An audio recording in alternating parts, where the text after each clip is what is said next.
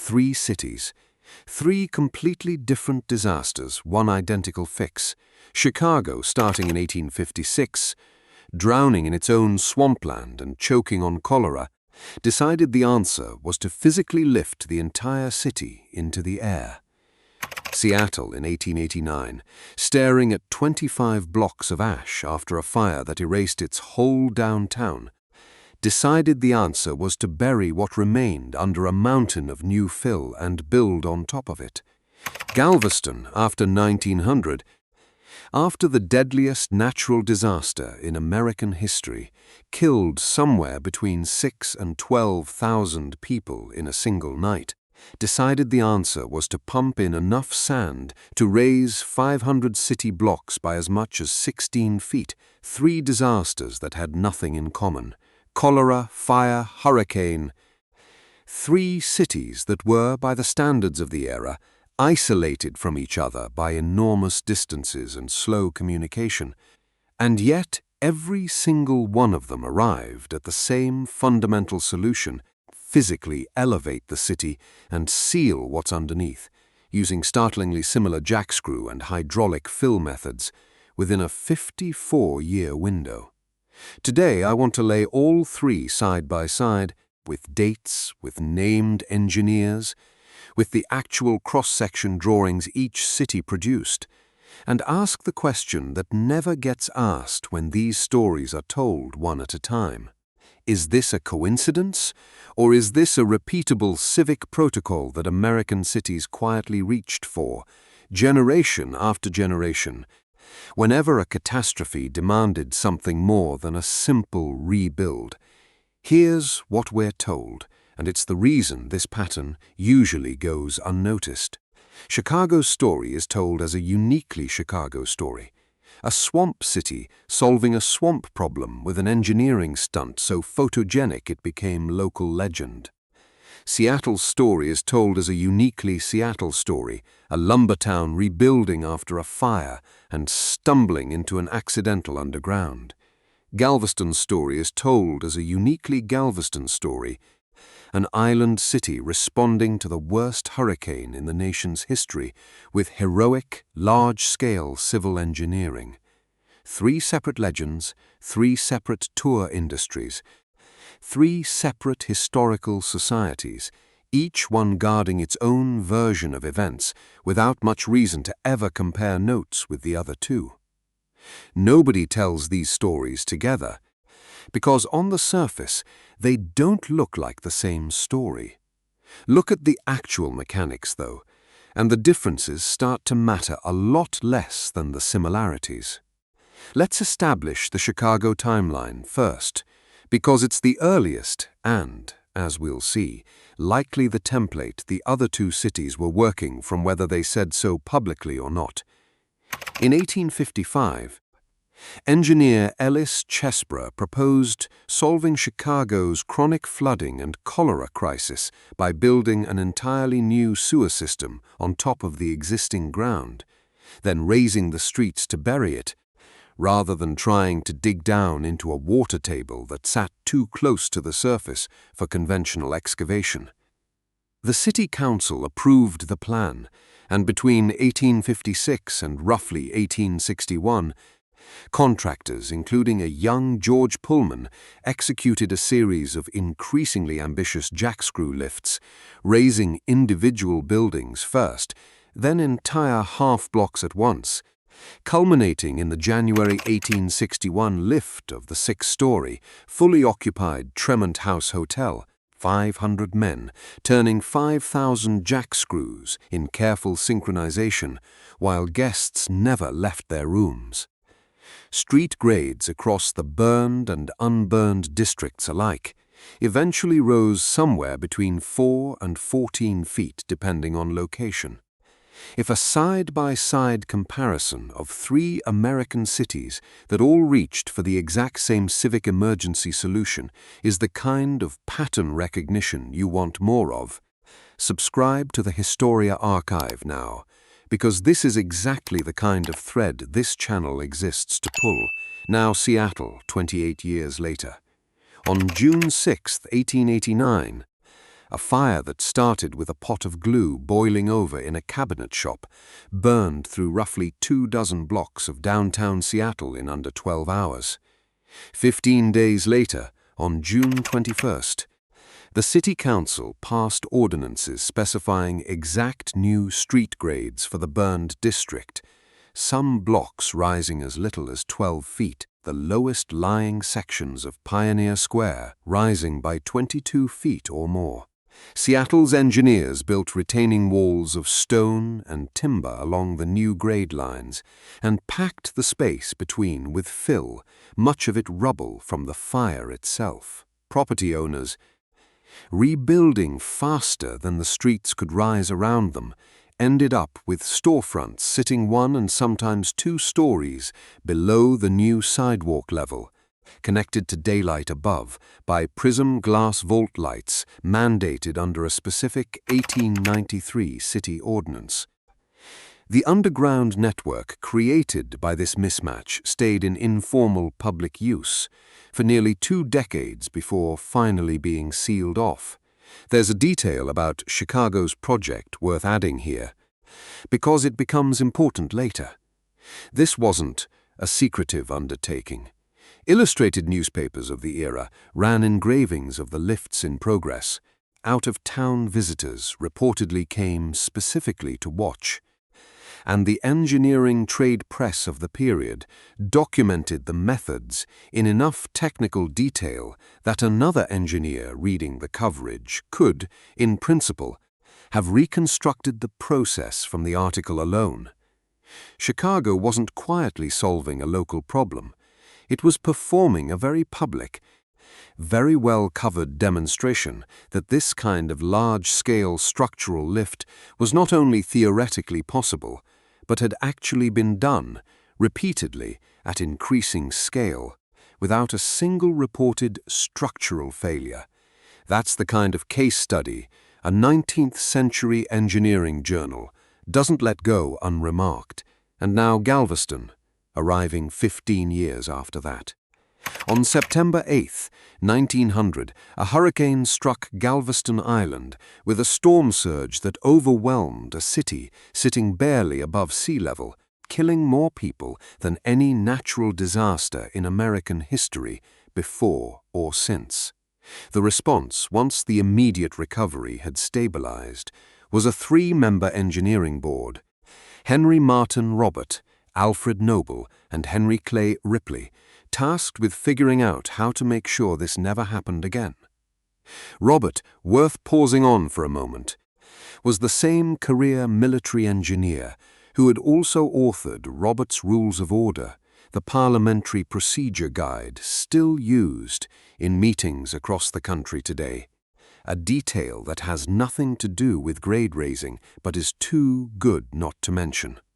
The board's January 1902 report recommended 2 things: a curved concrete seawall rising 17 feet above mean low tide along the Gulf-facing side of the island, and a comprehensive grade-raising project behind it.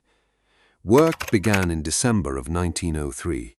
Engineers divided the city into quarter-mile sections, enclosed each one behind temporary earthen levees, and inside those enclosures, crews using jackscrews and simple wooden stilts manually lifted every single structure within the section, houses, churches, including the full weight of St. Patrick's Church, raised on hundreds of hand-turned screws, along with fences, streetcar tracks, and every buried utility and water pipe running beneath them. Once everything above ground was suspended in the air, dredges pumped in sand slurry from the ship channel to fill the space beneath, and the buildings were lowered back down onto the new, higher ground. By the time the project finished in August of 1910, more than 500 city blocks had been raised, some by only a few inches, others by more than 16 feet, using over 16 million cubic yards of sand, and more than 2,000 individual structures had been lifted and reset. The logistics of doing this to a living, occupied city rather than an empty construction site are almost harder to picture than the engineering itself. Residents kept living in their homes throughout large parts of the process, walking on temporary elevated boardwalks strung between houses that sat at any given moment at some intermediate height between the old ground and the new one. Streetcars kept running on tracks that were being lifted section by section behind them. Water and sewer connections had to be extended, disconnected, and reconnected constantly as the ground beneath each pipe rose in stages, all without leaving the city, without functioning utilities for any extended stretch. It was, in effect, open-heart surgery performed on an entire living city, 1/4 mile section at a time over the better part of a decade, and it succeeded without the catastrophic structural failures that a less careful, less professionally coordinated crew could easily have produced at this scale. If watching 3 completely separate American disasters produce 3 suspiciously similar engineering solutions is the kind of comparative history you want more of, take a second and subscribe now, because laying dated records from different archives directly beside each other is exactly the kind of work this channel keeps doing. So here's the coordination question stated plainly. For these 3 projects to represent nothing more than independent coincidence, you'd need 3 separate cities, separated by hundreds or thousands of miles, working under 3 completely different civic governments, responding to 3 completely different categories of disaster, to each independently invent, from first principles, the idea of using coordinated jackscrew crews to physically elevate entire structures rather than demolishing and rebuilding from scratch. That's not impossible. Good ideas do occasionally get reinvented independently. But it's also not the most likely explanation available. And there's a much simpler one sitting in plain view once you remember what era these 3 projects actually happened in. By 1856, civil engineering in the United States was already a formal, organized professional discipline, not a scattering of isolated tinkerers working in the dark. The American Society of Civil Engineers had been founded in 1852, 4 years before Chicago's first jackscrew lift, specifically to give engineers across the country a shared professional body, trade journals, technical papers, and conferences through which exactly this kind of solution could circulate. Chicago's street raising wasn't a quiet local curiosity. It was covered, celebrated, and illustrated in newspapers well beyond Chicago itself, precisely because lifting an occupied 6-story hotel without spilling a drop of water was the kind of achievement contemporary engineers wanted to study, replicate, and cite. By the time Galveston's engineering board sat down in 1901 to solve their own catastrophic grade problem, jackscrew bead relocation was a documented, published, professionally understood American engineering technique with a nationally famous case study already on the books. Robert, Noble, and Ripley were career civil engineers operating inside a profession that read the same journals, attended the same societies, and studied the same landmark projects as a matter of ordinary professional practice. Whether or not their surviving 1902 report explicitly name-checks Chicago, and I want to be honest that I could not find a direct citation confirming it does, the technical knowledge required to execute a grade-raising project at Galveston's scale did not spring from nowhere. It came from decades of accumulated, published, professionally shared American civil engineering literature, of which Chicago's project stood as the most spectacular and most widely reported precedent available. Consider what these 3 men actually were, professionally, before you imagine them inventing a solution from scratch in isolation. Alfred Noble had already built a national reputation working on major harbor and railway engineering projects across the country by the time he joined the Galveston board, exactly the kind of career that would have put him in direct professional contact with the wider civil engineering community and its published literature for decades. Henry Clay Ripley had extensive prior experience with drainage and levee engineering specifically, the exact subfield where a technique like Chicago's would have been most immediately relevant and most likely to be discussed. These were not isolated local officials improvising under pressure. They were credentialed members of a national engineering profession, selected for a board precisely because of their broad prior experience, sitting down to solve a problem that a well-documented, decades-old case study had already demonstrated a working solution for. The idea that professionals with this kind of background would somehow reinvent jackscrew-based elevation from first principles with zero awareness of the most famous American precedent for exactly that technique, asks you to believe these men were less informed about their own field than a casual newspaper reader in 1861's Chicago would have been. That's a far less mysterious explanation than a secret unspoken protocol, but it's worth being precise about what it does and doesn't explain, because the three cities weren't actually identical in execution, and pretending otherwise would be dishonest. Chicago and Galveston both used jackscrews to physically lift existing structures up to meet a new, higher grade, preserving the original building while changing only its elevation. Seattle, facing a downtown that had just burned to the ground, rather than one that needed to stay standing, mostly skipped the lifting step entirely. There was very little left to lift. Seattle's engineers built the new grade around the footprint of a destroyed city and let property owners choose whether to rebuild at the new height immediately or bury their fresh construction beneath the rising street, which is a meaningfully different engineering problem with a meaningfully different solution, even though it shares the same underlying strategic logic as the other two. Physically change the elevation of the ground rather than trying to solve drainage or flood risk any other way. Put the surviving numbers from all three projects next to each other, and the family resemblance becomes hard to unsee.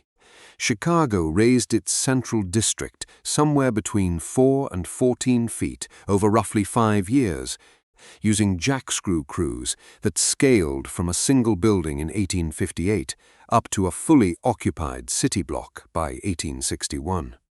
Seattle raised its burned commercial core somewhere between 12 and 30 feet over roughly 8 years, using retaining walls and fill rather than lifting, because there was comparatively little standing structure left to lift.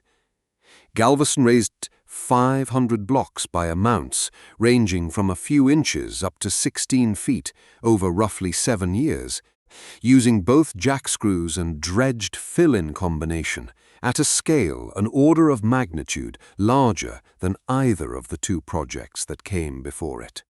Every single one of these numbers exists in a surviving engineering document, a council ordinance, a board report, or a construction record that a researcher can go find today. None of it is folklore. All three cities produced dated cross-section drawings showing the old grade and the new grade stacked directly on top of each other, the exact same visual language. City after city, decade after decade, because that is simply how civil engineers of this era documented a grade change, regardless of which city commissioned the drawing. That shared underlying strategy, more than any single identical technique, is what actually connects these three projects across 54 years and three different kinds of catastrophe. Every one of these cities, faced with a ground-level problem severe enough to threaten public health or survival itself, reached the same basic engineering conclusion. It is often cheaper, faster, and more reliable to change the elevation of the ground a city sits on than it is to solve the underlying flooding, drainage, or storm surge problem any other way. That's not a secret. It's not a conspiracy. It's an entirely rational engineering response that a genuinely small, interconnected professional community kept independently rediscovering was the correct answer. Because it kept being the correct answer, and because each new generation of engineers had access to the last generation's published results. If tracing an idea like this across half a century, 3 cities and 3 completely different disasters is the kind of pattern you want to keep following, subscribe to the Historia archive and stay with this investigation. Because once you start comparing these dated engineering reports side by side, it becomes very hard to look at any single city's version of this story the same way again. So is it coincidence, or is it a repeatable protocol? The honest answer sits somewhere between those two options, and I think that's actually the more satisfying finding, not a less satisfying one, because it means the pattern is real, checkable, and explainable without requiring anyone involved to have acted in secret. It isn't coincidence because the 3 projects share too much specific, checkable technical DNA, jackscrews, coordinated crews, engineered fill, published cross-section drawings, for that explanation to hold up under close comparison. But it also isn't a secret, unspoken protocol in the way that phrase implies, some hidden playbook passed between city governments behind closed doors. It's something more ordinary and, in its own way, more impressive. An idea good enough that a small, literate, professionally organized engineering community kept finding it, testing it, publishing it, and reaching for it again. Every time a new city faced a problem severe enough to demand it. Chicago proved the concept could work. Seattle proved it could adapt to a different kind of catastrophe. Galveston proved it could scale to an entire island. None of them needed a secret memo to know what the other had done. They needed a library card and a trade journal subscription, which, in the world these engineers actually lived in, amounted to almost the same thing. There's one more reason this pattern stays invisible to most people, and it has nothing to do with archives or engineering journals. It has to do with how local history gets told. Chicago's story is preserved and repeated by Chicago historians. For a Chicago audience, inside a Chicago civic identity built partly around the city's reputation for audacious engineering. Seattle's story is preserved by Seattle historians, tied specifically to Pioneer Square's tourism economy and its own distinct identity as a frontier boomtown rebuilding from fire. Galveston's story is preserved by Galveston historians, inseparable from the island's memory of the deadliest disaster in the country's history and the seawall that still protects it today. Each of these institutions has every incentive to tell its own city's version as a singular, defining local achievement, and essentially no institutional incentive to point out that 2 other cities in 2 other states did something remarkably similar using remarkably similar methods. Nobody is hiding the connection. Nobody needed to. It simply fell into the gap between 3 separate local history industries, none of which had any particular reason to look sideways at the other 2. Thank you for watching. If you've stood in Pioneer Square, walked past a sunken window in Pilsen, or driven across Galveston without knowing the ground beneath your car was pumped into place a century ago. You've been standing on this pattern without knowing it. Let me know in the comments which of these 3 cities surprised you the most, and whether you think there's a 4th city out there running the exact same playbook that none of us have connected yet. I'll see you in the next investigation.